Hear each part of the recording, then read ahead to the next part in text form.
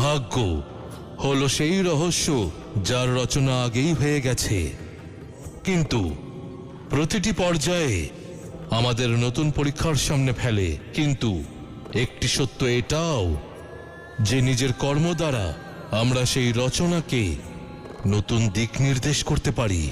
ভাগ্য কোনো পাথরের গায়ে আঁচড় নয়, বরং এ হলো ঈশ্বরের এক লীলা, যা সকল জীবের কর্ম অনুযায়ী রচিত হয়ে থাকে। সেই জন্য সর্বদা মনে রাখবেন, ভাগ্য কেবল তখনই প্রসন্ন হয় যখন মানুষের পরিশ্রম দ্বারা তাকে জয় করার, তাকে রচনা করার সামর্থ্য থাকে।